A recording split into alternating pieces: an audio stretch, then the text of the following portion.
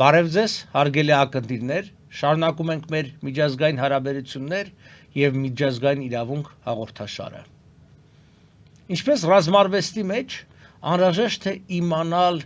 թշնամու տեղաշարժը, նրա մտադրությունները, հատկապես ռազմավարական կարևորագույն որոշումները, նույնպես էլ քաղաքականության մեջ շատ պետք է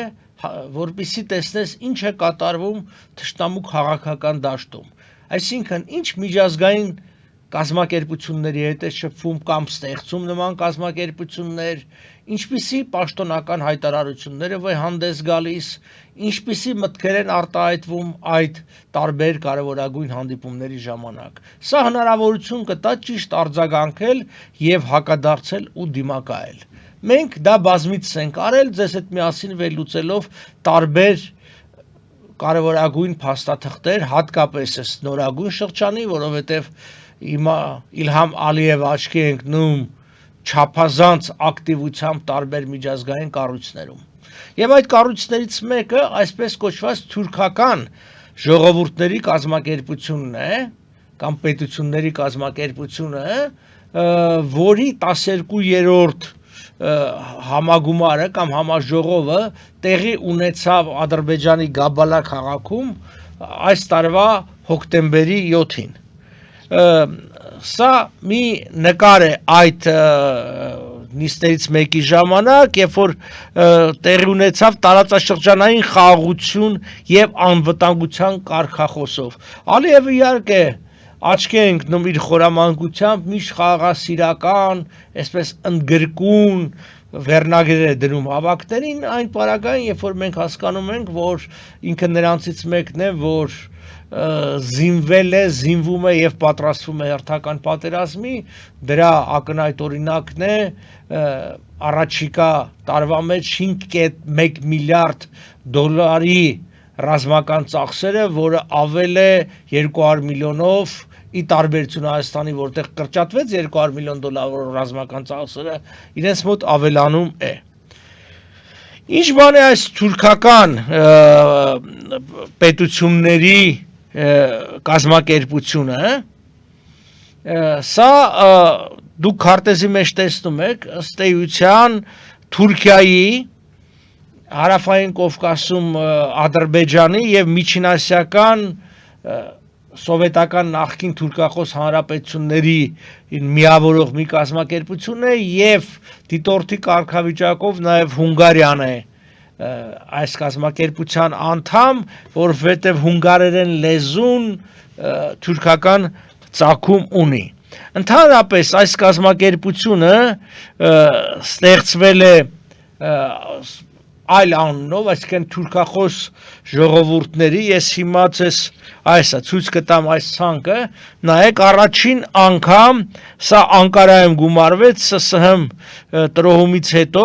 1 տարի էլ չէր անցել, կարգին 92 թվականի հոկտեմբեր 30-ին Անկարայում գումարվեց թուրքախոս պետությունների գագաթնաժողովը,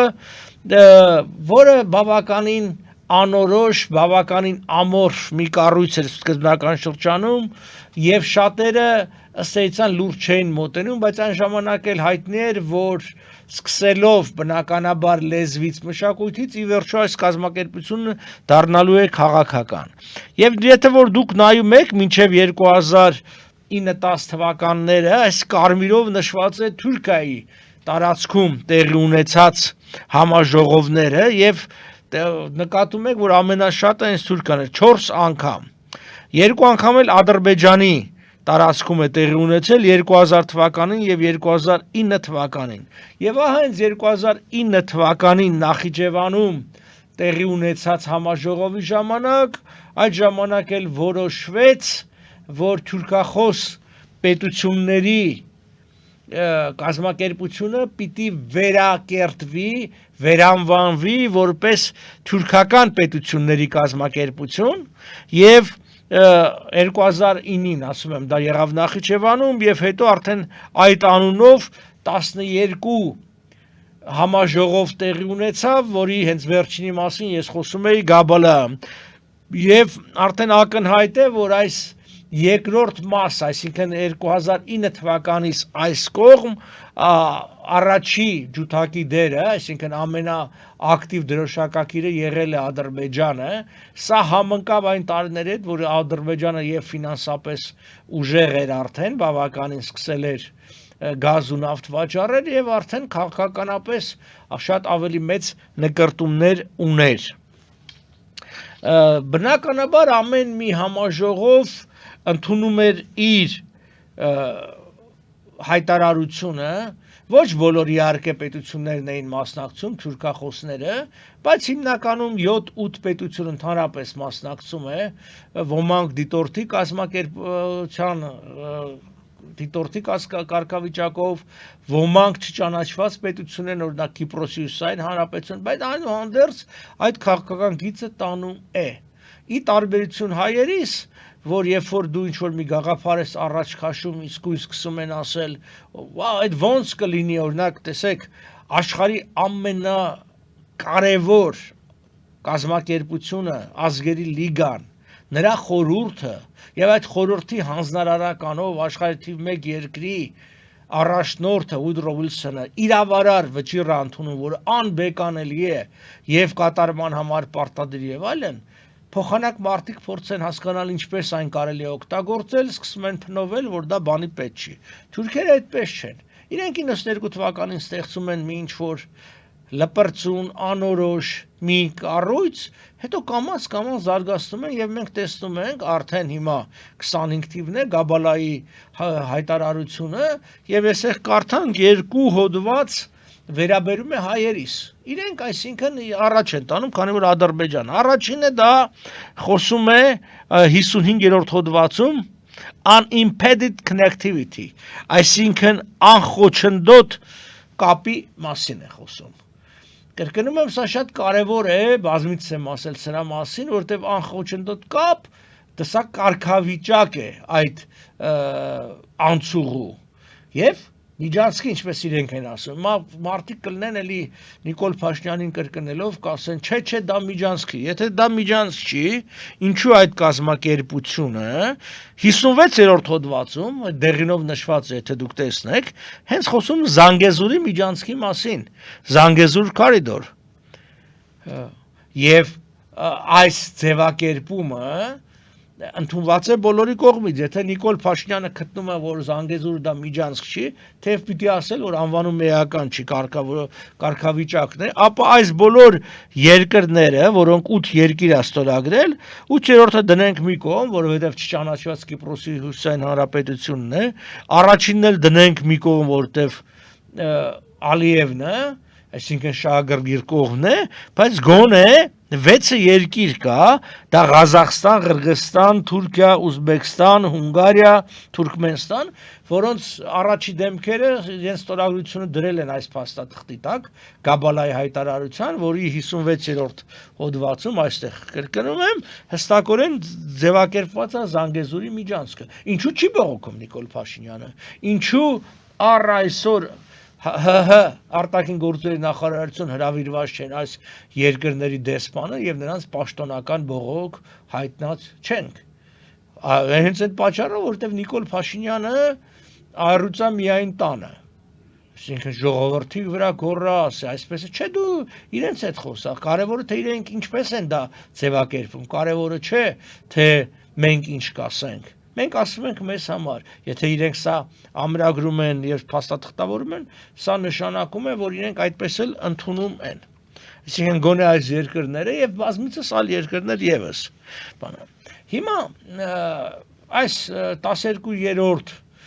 համաժողովը Գաբալայում տեղի ունեցավ, ըստ էության, սա գագաթակետներ այն ավելի քան 150 տարի տևած թուրքական ժողովուրդների, ձգտումների, քաղաքական նկրտումների եւ աշխատանքի։ Սա պանթուրքիզմի հաղթանակ է, իհարկե հատկապես հաշվի առնելով այդ միջանցքի ստանալը, իսկ միջանցքը անխոչնդոտ է։ Իսկ ըստ էության դա ձևականորեն շարունակում է մնալ Հայաստանի մաս, դե յուրե Հայաստան է, դե ֆակտո Հայաստան չէ,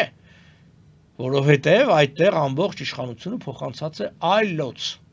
հայ ոստիկանը, հայ մաքսավորը այնտեղ անելիք չունի, հայ ապահովագրական գրասենյակները այդտեղ անելիք չունեն, հայ քաղաքացիների մուտնել խոչընդոտված է, անխոչընդոտ չէ, ի տարբերություն ադրբեջանցիների, որոնք պիտի սա ունենան։ Ինչու եմ ասում, որ սա պանթյուրքիզմի հաղթանակ է, որտեվ իրենք առնվազն կարելի ասել 19-րդ դարի երկրորդ կեսից այս քաղաքական գիծը տանում են, բայց շատ հետաքրքիր է, որ պանթյուրքիզմի հիմնադիրները կամ առաջին, այսինքն այդ գաղափարը առաջ քաշողը ինքը թուրք չի եղել։ Եվ նախ տեսնենք ինչ բան է պանթյուրքիզմը, նա դասական ձևակերպում այստեղ կարող եք կարդալ, որ ասում է գաղափարական, քաղաքական եւ մշակութային շարժում է,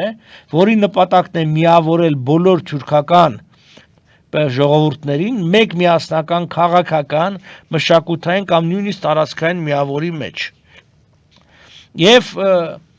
այս ըստ էության գաղափարի առաջ քաշողը Արմինիուս Վամբերին էր, Ավստրո-Հունգարիայի քաղաքացի, որը հետագայում, այսինքն այս գաղափարը զարգացրեցին մի շարք այլ անձինք, որոնց մենք կանդրադառնանք եւ կտեսնենք ինչ փոփոխություններ կրեց։ Այ խոսքը այս մարդու մասին է, Արմինիուս Վամբերին, հունգարացի արևելագետ, ճանապարհորդ, քաղաքական գործիչ, որը առաջին անգամ իր աշխատություններից մեկի 1864-ին հրապարակված այս աշխատության մեջ ճամփորդություններ Միջին Ասիայում ձևակերպեց այն գաղափարը, որ այս բոլոր ժողովուրդները, այսինքն թուրքախոս ժողովուրդները ունեն միասնական ծագում, իրենք ունեն միասնական շահեր եւ այլն։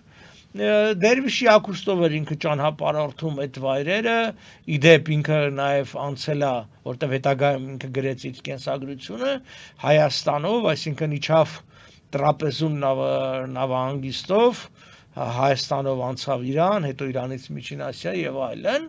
շատ հետաքրքրական աշխատություններ ունի այդ առումով գրած, մեկը հենց սա է,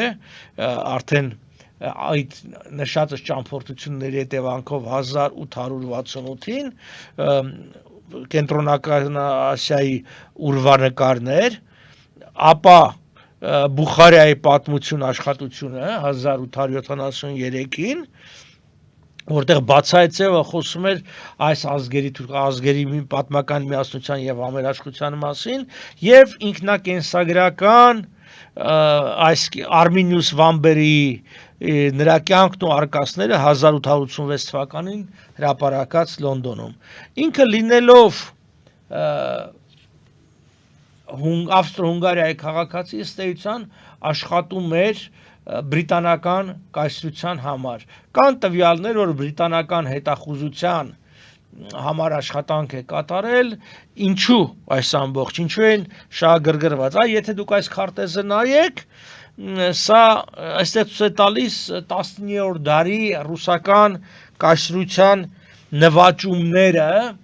դեպի այն ինչ որ մենք կոչում ենք Միջին Ասիա, այսինքն կենտրոնական Ասիա, եւ կապույտ շրջանակի մեջ ներքևի աջ կողմում դուք տեսնում եք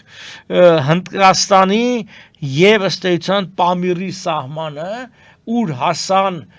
ռուսական զորքերը մինչև Պամիր, ներկայիս Տաջիկստան եւ Հնդկաստանը, եւ ըստ էության ամբողջ 19-րդ դարը մենք գիտենք, որ ընթացել է բրիտանա-ռուսական մրցակցությամբ, այն ինչ որ կոչվում էր մեծ խաղ, The Great Game, եւ այդ խաղի կամ այդ մրցակցության ամբողջ իմաստը այն էր, որ բրիտանացիները ուզում էին ապահովել իրենց գաղութների անվտանգությունը ռուսական առաջացող զորքերից եւ հատկապես, այսպես ասած, ռուսական, բրիտանական թագի կարևորագույն մարգարիտը Հնդկաստանը ռուսական հնարավոր ազդեցությունից եւ բոլոր մենք մեր ժողովրդի պատմությունից գիտենք ռուս-թուրքական, ռուս-պարսկական այդ պատերազմների ժամանակ բրիտանացիները միշտ աջակցել են թուրքերին եւ պարսիկներին, ինչու, որտեվ իրենք չէին ուզում, որ ռուսները առաջ գնան եւ վտանգեն դեպի Հնդկաստան ճանապարհները, որովհետեւ դեպի Հնդկաստան ճանապարհը կամ պիտի անցներ Օսմանյան կայսրությունով, Իրանով դեպի արևելք, այսինքն ցամաքային ճանապարհը, կամ եթե ծովային է, բնականաբար պիտի անցներ նախ շրջանցելով Աֆրիկան, իսկ հետո Սուեզի ջրանցքի բացումով։ Այսինքն ըստ էության այս պանթյուրքիզմի գաղափարը,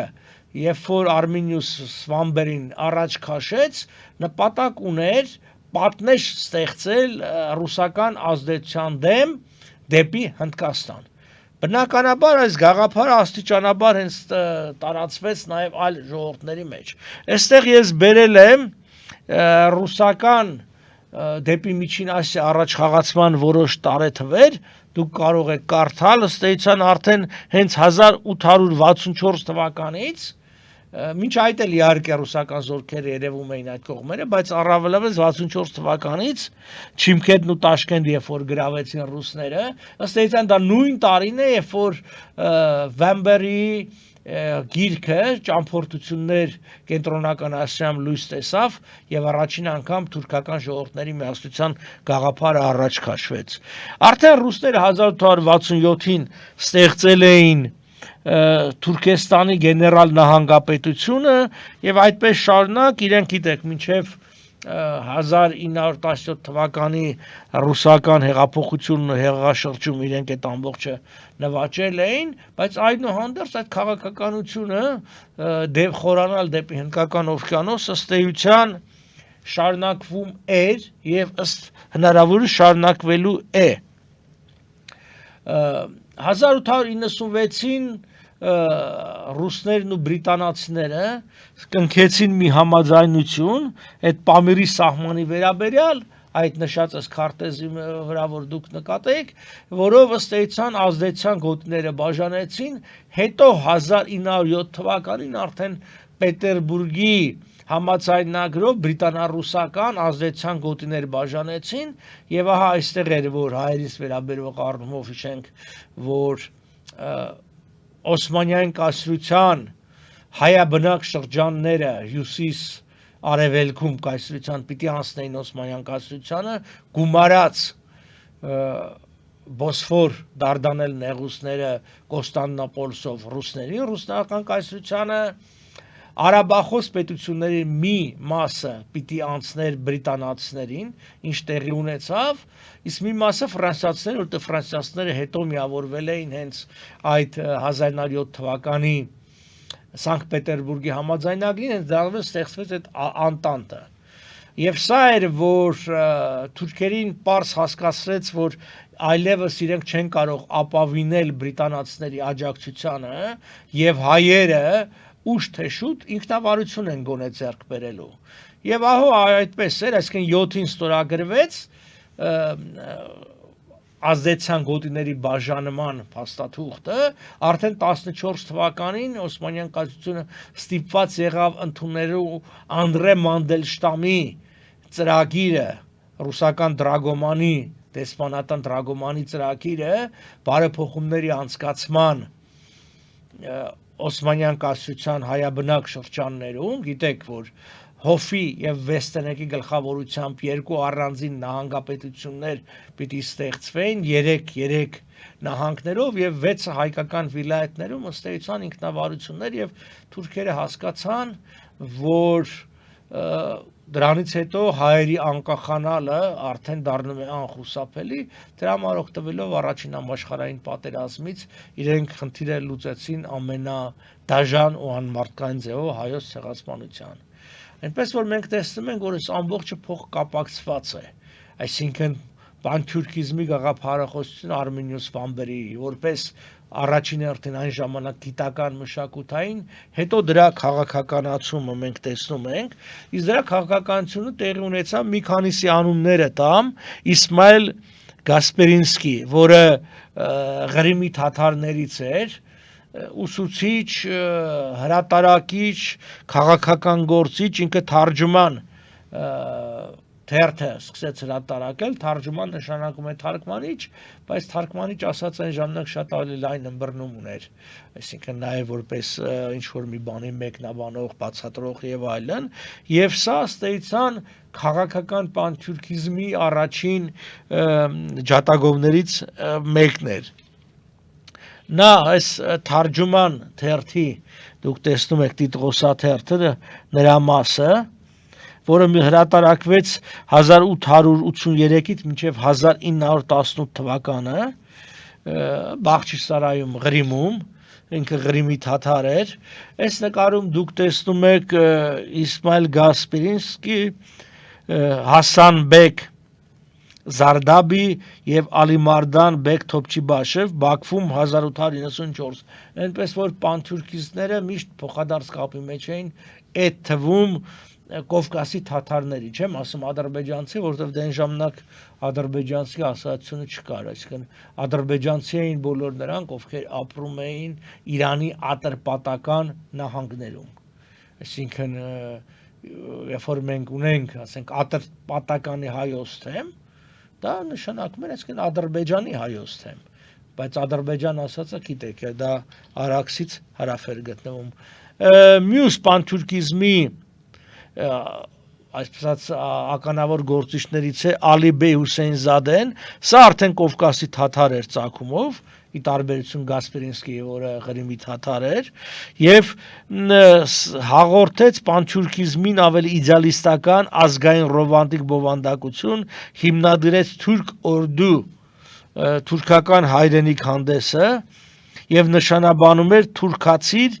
իսլամացիր, եվրոպացիր։ Այսինքն սա այն ժամանակեր է, որ իսլամ մուսուլման ժողովուրդները հստակորեն հասկացան, որ իրենք զիջում են Եվրոպային, զարգացվածությամբ ինչ-որ մի բան սխալ է գնացել եւ այդ եվրոպացիրը այդտեղ կար, թուրքացիր, իսլամացիր եւ եվրոպացիր, այսինքն այդ այսպես կոչված westernization կոչեցյալը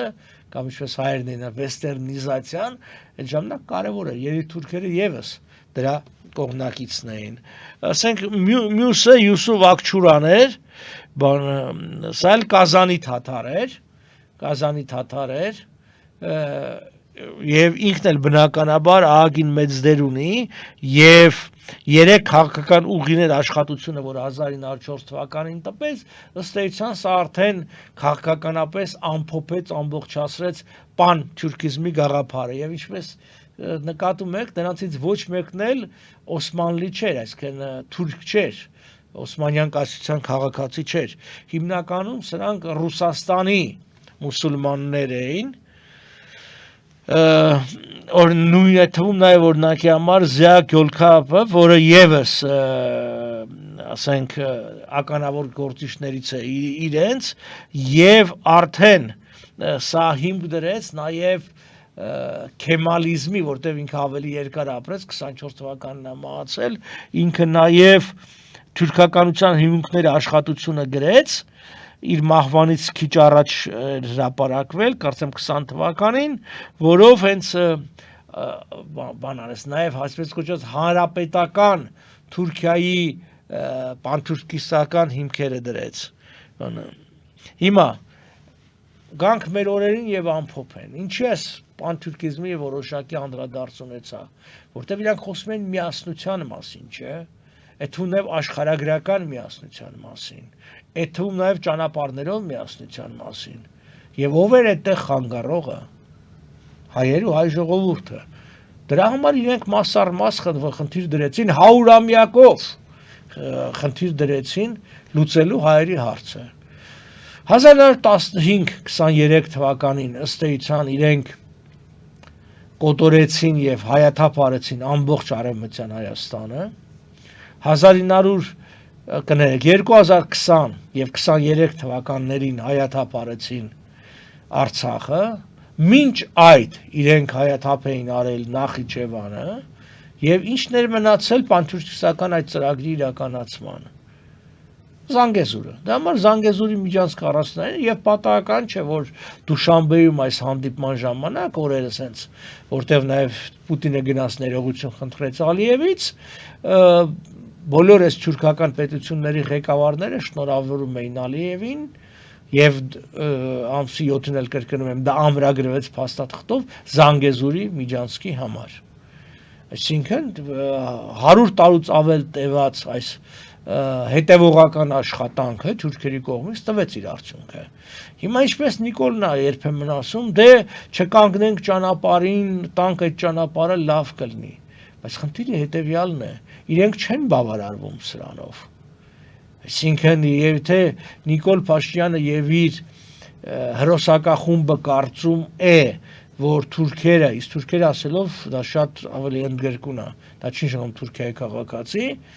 դրա մեջ նաեւ ազեր թուրքերն են եւ մյուսները, սանով բավարարվելու են, սխալվում է։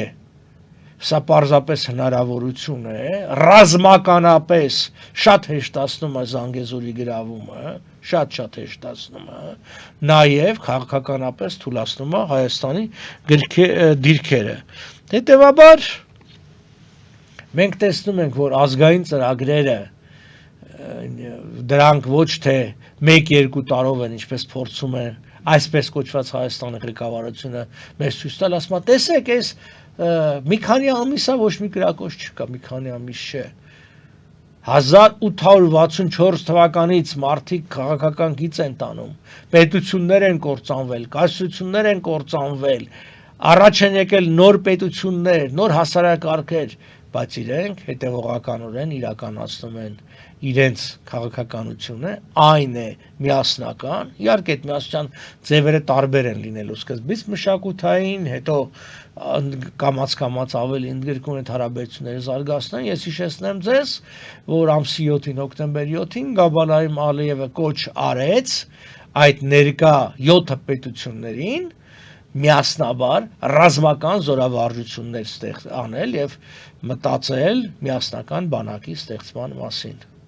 Եվ այդ միասնական բանակը, հավատացեք, առաջին հերթին Հայաստանի դեմ ուղղվածնելու։ Հիմա, որպեսզի հնարավոր լինի դիմակայել, դիմագրավել նման մեր դեմ մարտահրավերները, պետքա ճիշտ հասկանալ, դե մենք էլ փորձում ենք, քանի որ իրենք չեն կարդալ ու չեն զբաղվել այս հարցով, գոնե այսպես ցույց տալ, որ եւ իրենք եւ ժողովուրդը իմանա սրա մասին։ Այսքանը, շնորհակալություն, մի շնորհանդիպում։